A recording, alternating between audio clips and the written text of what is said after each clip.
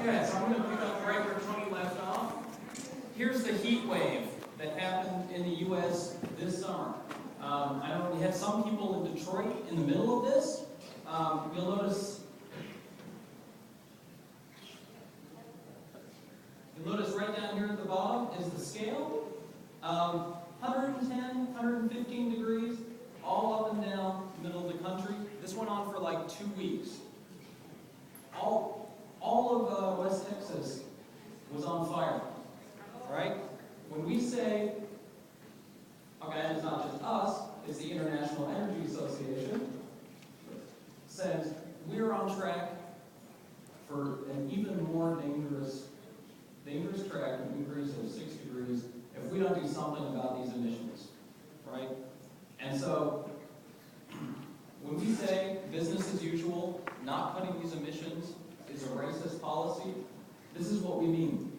The top graph is one of the outputs of these climate forecast models. It shows what they call the drought sensitivity index, which is like how dry and how arid and how much less rainfall you're going to get. And this isn't 70 years from now. This isn't 10, 20 years, right? Red and purple, these are severe droughts. The stuff we had this summer is like kind of -3. You'll notice all around the Mediterranean, we're at -15, -20. I mean, this is completely going to change the ability for all of this red and purple zone to grow anything. All right? The bottom thing is related to the summer heats. All right? In 50 years, if we continue emitting, and this is actually a very moderate emission proposal, which means in the future, we've actually curbed CO2 emission a lot, but we haven't cut it down to where it needs to be to avoid catastrophic global warming. All of this red area means those summers in Texas are going to be like in air conditioning compared to what most of Africa is going through, or all of Southeast Asia is going through, what Central and South America is going through. I mean, this really is. Anyway, that's it. And the folks with all the money, the folks deciding these policies, deciding not to decide to cut their CO2 emission, they know this. Everybody in these countries know this. And you will not be surprised that right here, in this part of the world, which is already feeling, okay, people don't just accept that they're going to die. People fight back, okay? And so when we had the Arab Spring, people fighting for democracy, fighting for better economic conditions, fighting for more, education and jobs, okay? We had a revolution in Tanzania. There was a revolution in Egypt.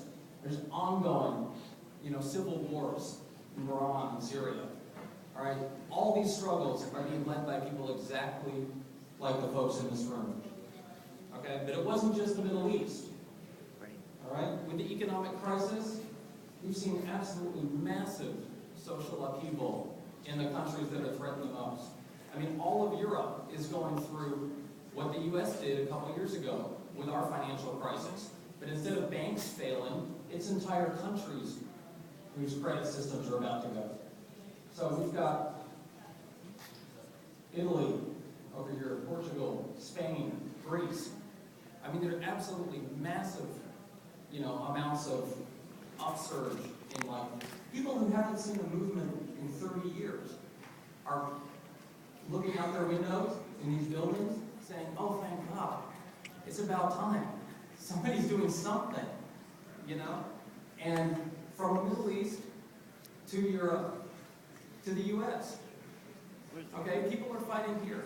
All of that hope we had in the Obama administration, all right, the fact that they, those expectations have not been met has meant, okay, people it took them a while to figure out that this was unacceptable, but they did. They did because we feel it, right? And so you had Occupy Wall Street in New York, and that started up at the beginning of, October, and it quickly spread to every major city in the country. All right?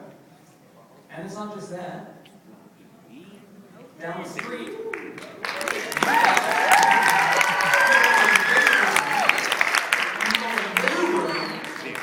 took over from New York as the center of the movement and said, okay, we understand that you guys are, upset about not having jobs, and that the banks took all the taxpayer money and they haven't made any new, opportunities for us. We're upset that you're cutting education. But you guys in New York aren't exactly doing what needs to be done. Here in Oakland, we're going to show you how it's done. All right? And you did.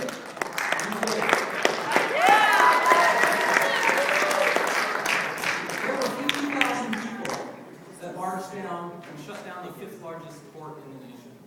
Okay? And that was a direct response. Okay.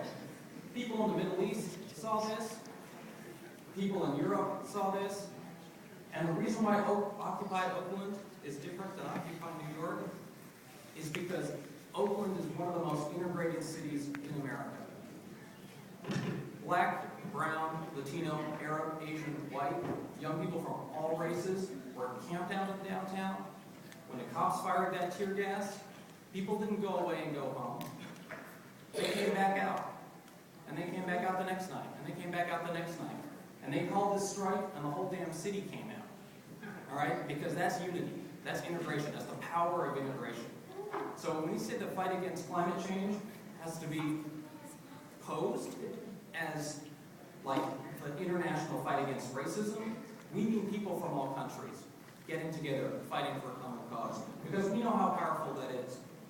And some of the best leaders from Occupy Oakland, including, once again, many people in this room, came up to UC-Berkeley, and we spread the movement onto the college campuses. All right? Because Oakland's general strike was so successful, when Berkeley did it, we had 10,000 people out here at Sprout Plaza. All right? When Davis was suffering police over-response, they followed Berkeley's lead. They came out. Okay? This is the way forward. When we say it's going to take mass struggle, this is what we mean. But struggle doesn't win by itself. Spontaneous uprisings don't win by themselves. There's always going to be struggle when people are attacked. What we need for these movements to win, and this is a way of seeing the social power, is we need the people in this room figuring out what they can do to lead these struggles forward, to develop them, to be leaders of those struggles. We need people thinking about what the demands are. What can we say to the movement? How can we steer the movement? How can we guide the movement? How can we learn from the movement what does and doesn't work? Okay, Tony's example of the pipeline. Once the young people were there and went back to their college campuses, they were able to get 10,000 people out to surround the White House. But that's not going to win unless that movement got us leading it. If that movement's not got people thinking about how do we extend this to college campuses all over the country? How do we extend this into the Black and Latino communities? Because, all right, like Tony said, here's the pipeline. It went right through the middle of the country. That was right where they were having the heat wave. It does make sense, but we've got to have people out there organizing. Okay, and just to finish up, because we're running out of time.